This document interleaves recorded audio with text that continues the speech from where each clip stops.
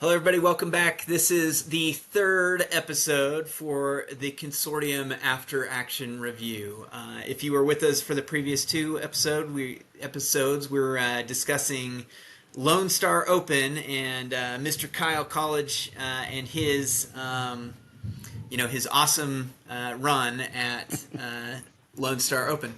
So just a quick refresher of what the after action review is. This is us as a team capturing our lessons learned from these large scale events or battle reports as we go. So what we're going to do here is we're going to talk about the missions and the layouts, kind of the key elements of each list, the opposing or our opponent's lists. And then we'll talk about our concept of the operation, or that's the game strategy, and then any key and decisive actions taken by either player, either Kyle or his opponent, as he went through this event. So without any further ado, let's jump into it. And before I go too far on, I say if you want to see Kyle's list or have him break it down, please check out the first two episodes where he breaks it down for you. But we are going to skip past that in this episode and go right into the missions and details. So here we are, day 2. This is mission 4, and Kyle, go ahead, take it away. Yep. Okay. So basically, how I ended out first day, I was 1-2 after day 1. Frustrating, but got over it. Told my team I was going to go 3-0. Told everybody that I was staying with I was going to go 3-0, and I just walked in there with I'm going to go 3-0 today, and I was able to call that, which was nice. So going into the mission 4. This is the linchpin one, hold your own objective, don't give up your objective, or you're not going to score primary at all. I was going into Deathwing Knights, or Deathwing Knights. Wrath of the Rock is what these guys are called now. So we'd actually discussed this one a little bit prior to going, seeing if, is the Lion going to be the new anti-Death Guard, if what they're going to be. So basically it was a bunch of Terminators, but for people that don't know the rule for this army, they're -1 to wound if you are stronger than them. And so it's the old Death Guard ability that I used to have, the -1 to wound I had -1 damage, and then it shifted to my Death Shroud having -1 to wound and -1 damage, and it was awesome, and you hated it.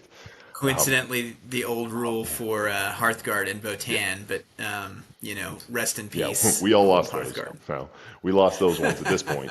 But so Yeah. now, basically their Deathwing Knights and everything have those. So this guy was running Deathwing Knights, of course, 3 groups of the 5. That was a big majority of his army, because those are can survive anything. Point for point, they're some of the tougher ones in the army. They're not quite as tough as mine, but they have some really, really cool rules.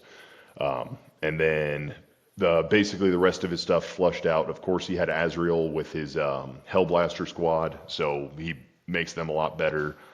They get shootbacks, Hellblaster squads, if anybody hasn't run into them. Everybody generally runs them in groups of 10, especially this setup. They run them in groups of 10 with Azrael, gives them the shootbacks and makes them just a little bit more sustainable. And then basically they point, click, delete is how that unit works. So I knew those were going to be dangerous. Other than that, he also had, of course, Lionel Johnson, just because he's good. He's a lone operator, but he's good at what he does, and he helps everybody around him. As long as they're close, he helps everybody that's close to him. And then basically the rest of it was, scout squads, get out there, do things.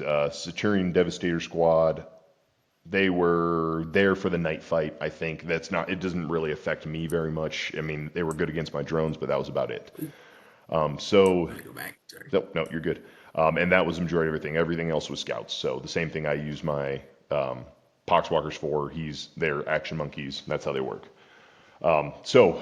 This is, I started forgetting to take as many pictures, so I apologize. Overall, I was getting a little bit more focused in my fights than taking the pictures. I'll get better at taking more pictures next time. So his deployment was very cagey in his deployment zone. He kept almost all of his Terminators back. The Lion stayed back in his deployment zone. He had 2 groups of scouts out there.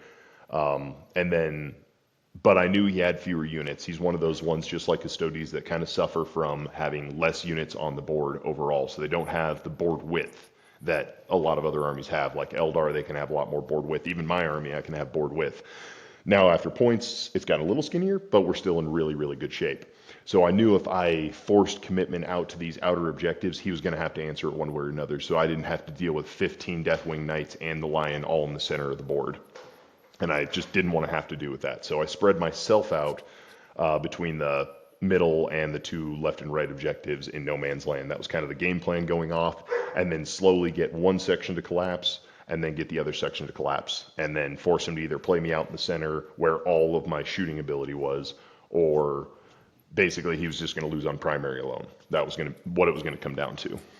So, and then his plan definitely just seemed for running in with the Deathwing Knights and stuff is he was going to put a unit on each objective, a unit of 5 Deathwing Knights, and basically say, try to kill me, is what it was going to come down to.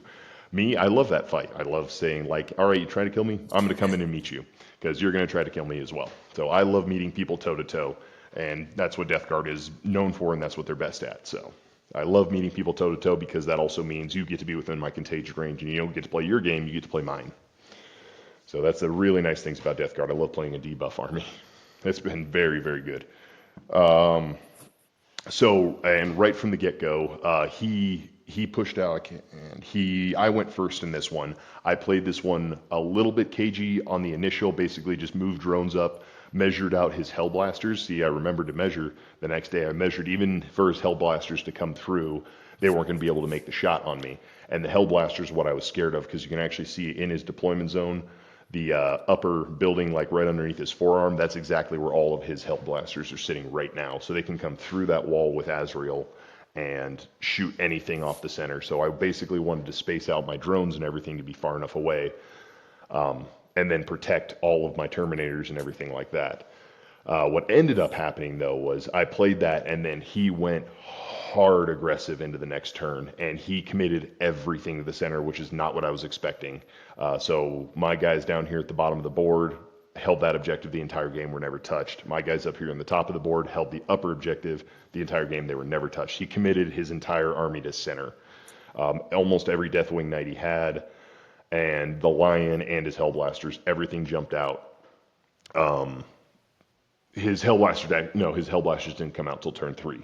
But his first mission, or my first missions, was secure no man's land, so I already had that because of my infiltrators, which was really nice. I didn't have to do anything else. And then I did not bring it down. He did have a bring it down target because he had the Lion, who is a monster. So unfortunately, I did have to keep bring it down, which was rough against this army, but it wasn't too big. And then his first turn was overwhelming force extend battle lines. So he killed off some Poxwalkers, and he extended his battle lines by getting out and taking that center objective. He obviously couldn't reach the top left objective, and he just shot a bunch of stuff, and he couldn't see the bottom objective, so he just shot up some guys that were on the center. And then the wheels kind of came off for him after that, because I was actually able to push a drone to center, so everything was suddenly within my contagion range, and I committed all 15 Death Shroud to the center of the board, because he moved his Deathwing Knights there, the Lionel Johnson came to the center, and his Hellblasters all came out. So I dropped, 6, 7, 8, 9 Death Shroud on the center of the board, and then, 12 Death Shroud on the center of the board, all to fight the Lion. So it was going to be 12 Death Shroud versus the Lion. And then his Hellblasters, so I dropped the other 3 Death Shroud to the west side, west of where his Death Shroud, or his Hellblasters popped through that wall. And then I moved all of my drones into position. My drones fired on the Hellblasters, killed almost all of them at that point. He had Azrael by himself standing there. And then he had 3 Death Shroud at 6 inches staring down Azrael, which was great. The Hellblasters, they do have a shoot on death and shoot back kind of thing. So all of his guys basically got to shoot, and they tried to pick up some Death Shroud, but they kind of just flubbed the shots and stuff. There wasn't enough of them left anyway. So I took out his biggest shooting threat to me, and then both of my Death Shroud landed their 6-inch charges out of Deep Strike on the Lion. So I was able to pick up his Deathwing Knights, picked up the Lion, picked up his Hellblasters, all on turn 2. And that basically broke his spine at that point.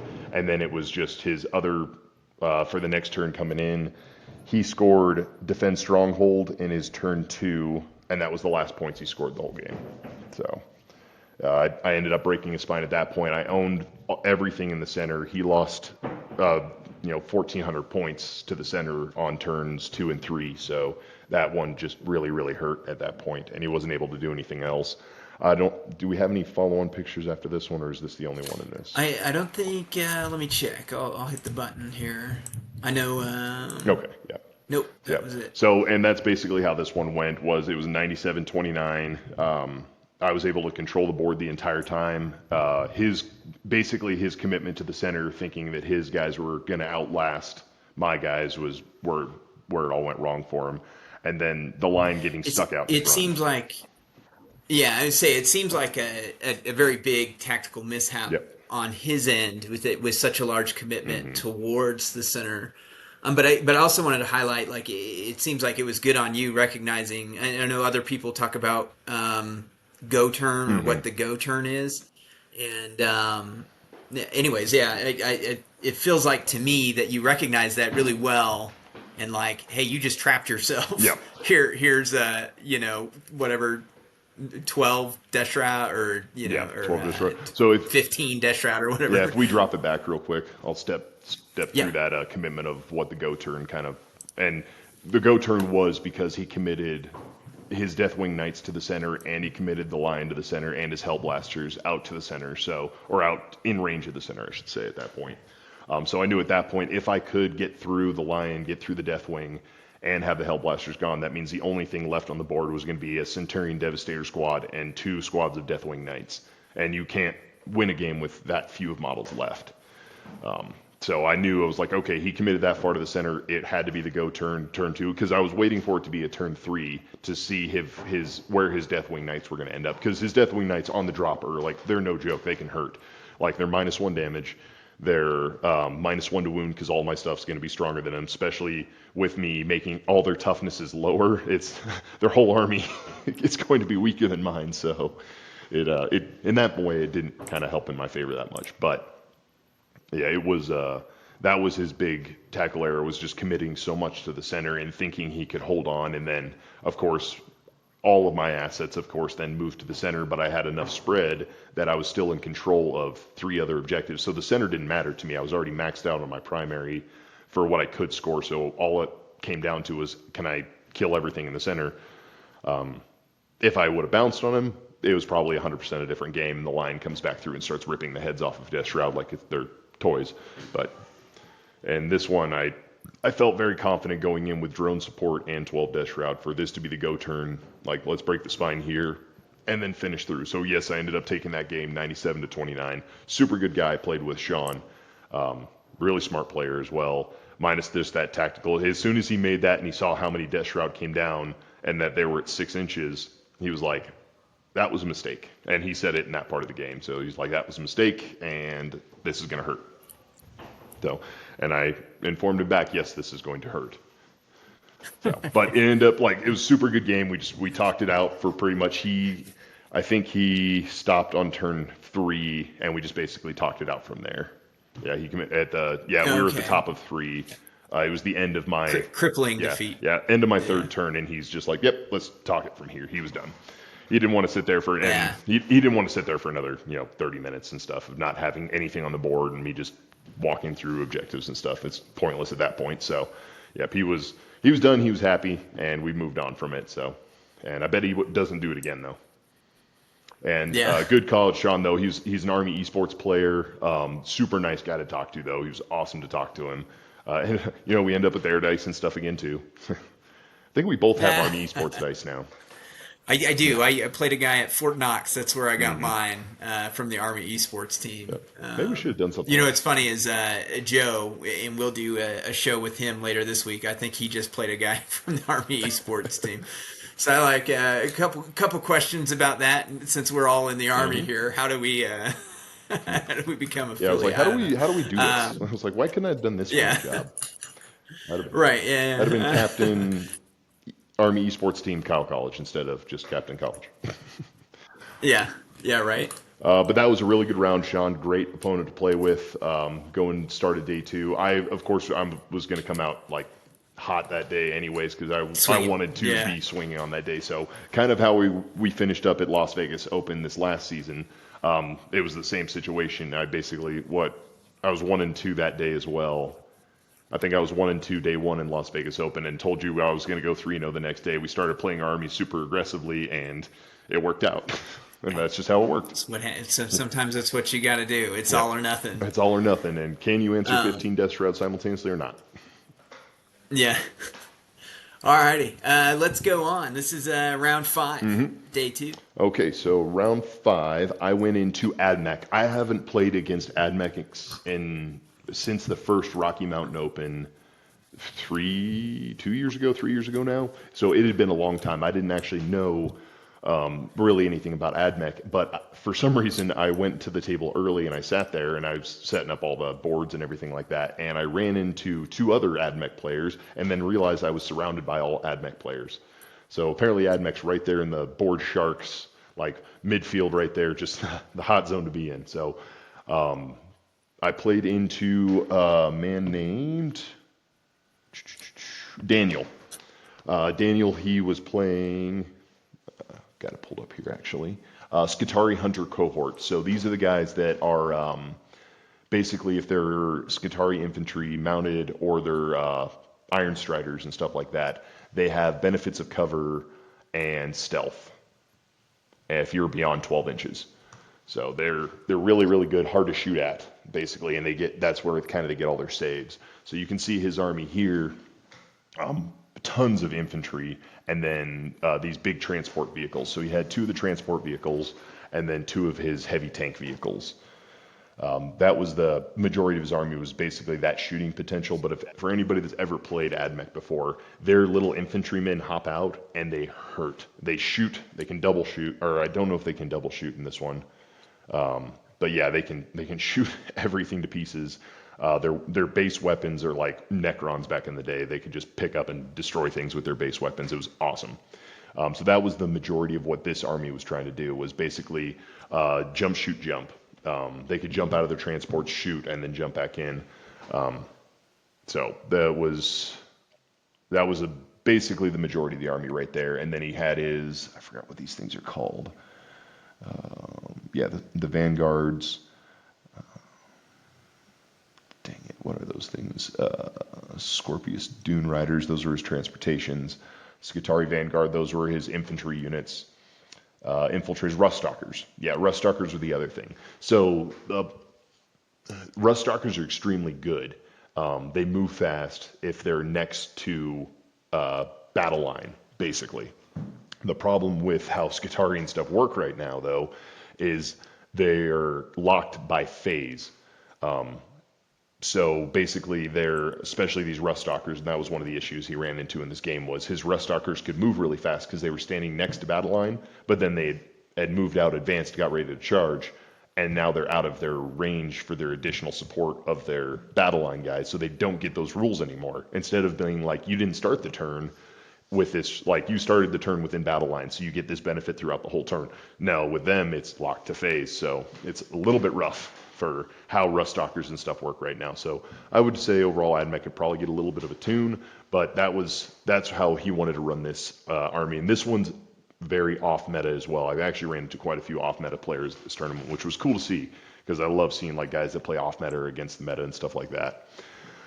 But basically heavy infantry that can move and jump, and the Scorpius disintegrators and stuff, these were his big tank, or the little guys. They're super, super good shooter. Or wait, no, the Scorpius disintegrators. That was those were his shooting tanks.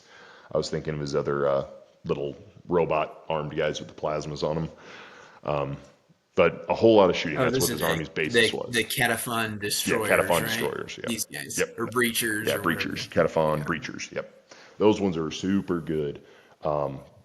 Basically just like heavy plasma shooters is what they are. But his army was based in shooting and its ability to move fast and get on objectives and basically just overwhelm you with the amount of firepower it could put out. Let me get into that one. So, yep. So of course, my deployment was pretty standard. Kept the Lord of Ruins by himself because I know I was going to have to spot targets at distance, pop out, have a go turn with my drones, and hope to God I don't lose them. My drones, I can say right now, my drones invulnerable saves in this game were amazing. I only lost 2 drones the entire game, to his Oh man. tanks heavy shooting and his infantry shooting. But I spread my deployment zone pretty wide. I didn't know kind of which way I wanted to commit because he deployed as well very wide. But they have a lot of units to be able to do that. They can move faster than I can, where I'm a little bit more committed to the table. That's why I like having my drones, because I have 10-inch movement. I can make adjustments. But once my death shroud are down, for the most part, minus my uppy downy one, I'm going to be committed to that side of the table. So I reserved every death shroud I had, because I didn't know kind of which way he was going to go. I wanted to see what his game plan was going to be. So I wanted that flexibility of having my guys off the board, and then be able to come down later for it. So I deployed pretty wide, kept myself fairly conservative with my vehicles. Everything was hidden. I didn't commit up to the line on anything on this one. I knew it was going to be a long, drawn-out game, and it was basically who was going to break into the shooting lane first. Sure. So he committed his basically one tank, and one tank stayed back here in his deployment zone, so it could basically sit on the objective, point its nose out of here, and take a shot everywhere it could on the board. It had the main shooting lane up the middle, and then one shooting lane to the right, one shooting lane to the left. So it's a great place to be able to put those tanks out. I had Rogel Dorns do that similar thing to me in the other one that we talked about, but yeah, so it hurts. And then basically the one half of the infantry all went to the left, one half of the infantry went to the right with tank support to the right. And he was going to basically try to spread, get to those objectives fast, and then shoot me to pieces off of them, off those shooting lanes. Luckily, when he committed his shooting out, I was in cover for a majority of my stuff and had my my drones hidden. So he didn't really have a shooting target, so he committed pretty hard on the first turn to like try to get to where he was going to have a good shooting on the next one. So it was a little bit of an overcommitment. I would say that was one of the missteps here.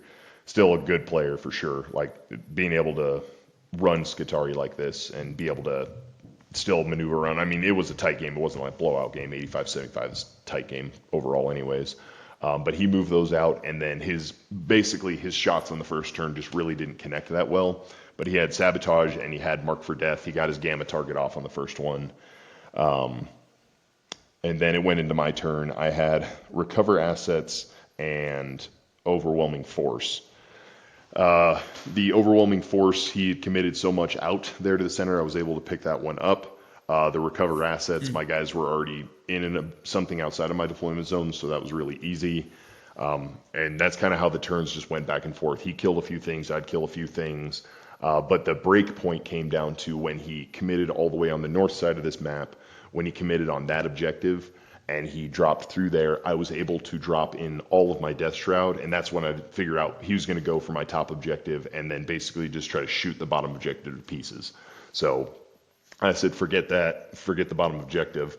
I don't need to hold it. I can hold center, I can hold upper, and that's where it ended up happening. So I ended up dropping all 15 Death Shroud in the same turn, surrounded the center objective and that objective, and charged in both directions at 6 inches, landed both the charges, cleared those objectives off. And that was the point where I could hold my home, those 2 objectives for the rest of the game. He didn't have anything even close to the bottom objective, so he just stayed away from it for the most part.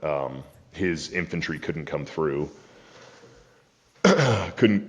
His infantry weren't going to come through there, because then my Death Shroud all they would have to do is creep down to the south, and that's basically where it ended up. So that's where the wheels kind of fell off after that, for the most part. So that was right there in turn 3.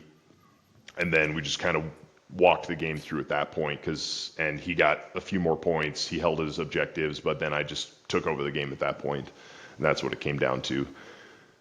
So big takeaways for this one. For him, it was the overcommitment of and he could have, with that kind of range, he could have just outpaced me and waited for me to have to force drop my guys, stay out of my contagion range, force drop my guys. And then he could have gotten onto the board and then just shot them to pieces, play me at distance. Especially this army, you don't want to get close. It's like playing Tau basically versus me. They want to stay at distance. As soon as I touch them, the game's going to be over with for the most part. But his Rust Stalkers, they kind of fell through. Every time they ran into my Death Shroud, they bounced.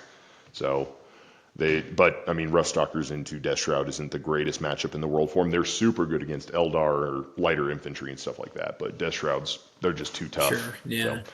and then What is good into Death Shroud? yeah, what is good into Death Shroud? Mortal Wounds. Mortal Wounds are really good in Death Shroud. Yeah. Well, I yeah. don't have a feel no pain, except for Who my does? leader. My Yeah. leader has a feel no pain. But so Yeah.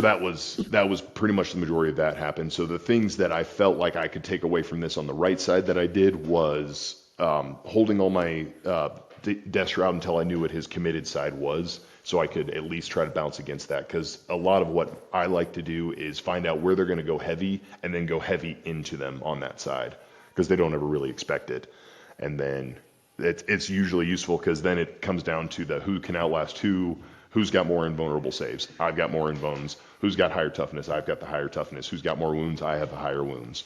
So when the math starts mathing on that side, like I'm going to outlast him on those objectives, unless something spikes or something falls through.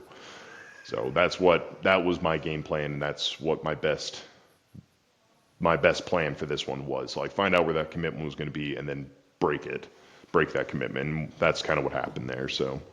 He ended up losing 4 or 5 units up on that objective, between that and the center objective, all on that turn. And it was just hard to recover from that point. So that was that game in a nutshell. Ended up, 85-75. So still played out extremely well. I know why that's 85-75 and not finished in my book. Because he conceded on turn 3, asked me what I thought I Oh, would score. I said 85. He's like, okay, I think I could score 75 in this game. I said, okay, that's why it was that score. But it was a good game. So I yeah, we see. ended on turn 2. I was like 47-32. Yeah. So that's what it was. But yeah. So he probably How would have scored. interesting. It And probably would have been I've pretty been close to that. there. I've been there several times, and if you're not used to playing Kyle, that like his go turn is going to be backbreaking, and if Mm-hmm. you can weather that storm, you're going to be fine. But Yep. I've been there so many times where you have crushed my army in one turn, and it's like, yeah, I'm just done now. Yep. so Yeah. so I understand that Mm-hmm. that thing. All right, let's go into the final round of Lone Star Yeah. I just Open. have to figure out some way to beat your demons right now because I'm not consistently beating them. If I can figure out how to break the demon spine, I'll be good. All right. So final round. No, Huh? No, I'm not gonna figure it I out. said no. Let's keep that secret. Yeah. I've got some. I don't think I beat you. God, it's been like a year since I finally won a game against Yeah, you, when it was and it's with this Votan. new army. Yeah, when it was So now Votan, I yeah. get to hold on to Yeah, you this. get to hold on to it for a while. I was like, I think you're 6-1 against me right now with your new army and new list. So that one is I tough. That's tough. I'm gonna find I out only know someday. how to play Death Guard though. That's Yeah, the downside. yeah. Well, hey, it used to be the majority of the meta. We'll see how it shakes out after this update. We'll see what next month brings. Yeah, all right. And Yeah, then things may be changing. yeah, and there's definitely people that are on like the doom train right now. They're like, no, this is never going to work. It's like Death Guard are dead. They're going to be dead forever. They're going to get triple hit. It's going to be over with. I was like, meh, we've been there before. I played with them when As they were the things go. worst Yeah. army, and I was the only Death Guard player at the tournament. It was great. I can't wait for that to happen Yeah. again. So final round, round 6 going into it. I played actually into AdMech again. So this was the other version of AdMech though. This was more of the meta list. It was the cohort Cybernetica. So that is their adds 2 inches movement to all Legio Cybernetica units. So they're dreadnoughts. And if nobody has met AdMech dreadnoughts before, they are really good. They're super good. They're super tanky in combat. And also a nice point about this army is that they get an additional point of objective control if they're not battle shocked, which a majority of the time they're not battle shocked. So every one of their units is like +1 OC. It's awesome. So it's super objective control-y. But the going into his list, I can just tell you the majority of his big stuff was where are they? Castellian robots. These guys, 360 points for 4 of them. Yeah, those are the right ones, aren't they? Yes, those are them. 4 Castellian robots. Yep. So those things are their version of a dreadnought, and they run in groups, and they are tanky as hell. Like I ran my Death Shroud into this thing, and they did nothing to it. They stopped it because they also have Hmm. they're like a 2-up base, 4-up invuln. they can do a whole bunch of stuff, like make a minus, all sorts of stuff, but they're tanky. So, and I actually overcommitted myself into thinking the math was going to work out, and it did not work out in my favor. But I don't know, did I even take a picture in this game? But that was the majority of his list. Like his Uh, whole list focuses no, around the I think robots. you have one. Oops, sorry. Yeah, I think you have one picture here. Okay. Let's see. Nope. Maybe? No. Maybe not. Sorry. Just kidding. That's all right. Well, we revealed everything already, anyways. That's okay. So basically, the majority of his, it was super straightforward mission though, taking hold. So just hold objectives, like just hold objectives. His this one came really down to it. Super good player. Cody was his name. Super good AdMech player. It really came down to it though. He deployed all of his robots inside of his deployment zone behind those two buildings. So he kept them extremely safe. KG, he knew that death card shooting it could be painful. So he was very smart in how he committed there. I committed all my death shroud again into the air because I wanted to know what he was going to do. And the funny thing was he was actually the AdMech player I talked to about advice of playing against an AdMech player. Oh, The round jeez. before, I was like, "Hey, we're Little gonna did he play." know he was selling his Yeah, own he sold his secrets. own self out. I guess that's how it happens. But it was nice to and then he already like knew. It was like we had sat there and talked for a while, so we already knew each other. That was kind of made life a lot easier. But we got into the game. So it was what this game was going to come down to was like who could hold out on those objectives, and then the secondary game is the secondary is going to be. But he had Rust Stalkers to be able to do a whole bunch of secondary stuff, and a whole bunch of I had Poxwalkers and everything to do all my secondary work, and that's basically what it was. Like I never really ran to his Pox, or never really ran to my Poxwalkers. I never really ran into his Rust Stalkers. They did all the objective stuff. So our secondaries were super, super tight, 24 to 29 in his favor, actually. 24, 29, right? Hold on. Yeah, 24, 29. Yeah, he had 29 on secondaries. I had 24 on secondaries. So it was just who could play that secondary game better. And I'll get closer when we get to the end of the game to tell you about how that all kind of worked out. But I was able to take over on challenge cards are actually kind of what won this one for me because he got an early lead jumping out with his robots.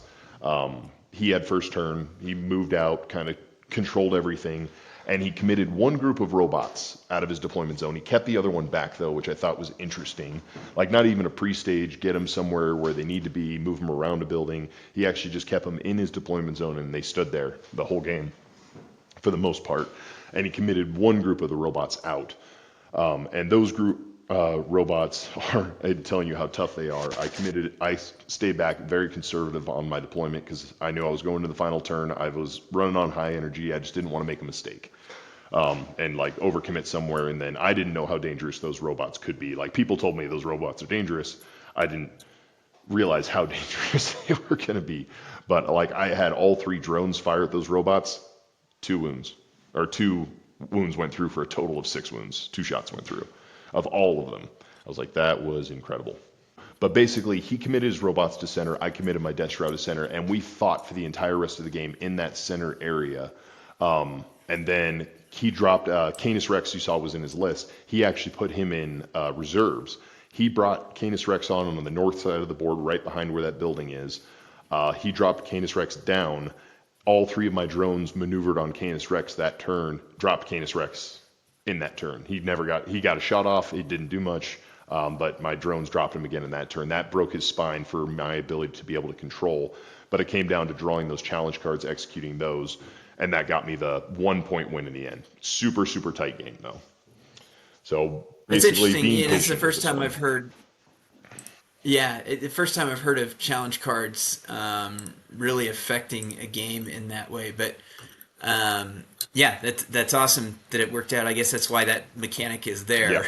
it just allowed me to hold on in the end, and then basically just have the 1-point advantage because my final draw and objectives were terrible, and my secondary draw was I couldn't hold the center anymore, area denial, sabotage ended my draw, and it just got me over the points of 1 point to win the round. So It was good, but overall, 4-2 for the tournament. It was really good. Has me motivated and looking forward to moving on to Las Vegas Open next month. Well, yeah, this is awesome. I'm glad that we got a chance to talk through this. We'll definitely be doing another series of episodes here, hopefully in the next week or so, as Joe talks about his recent 5 round event GT. And right now I'm drawing a blank, but I'll have it by next Yep, episode. we'll have it on the next one. We'll talk about it. Anyways, yeah, and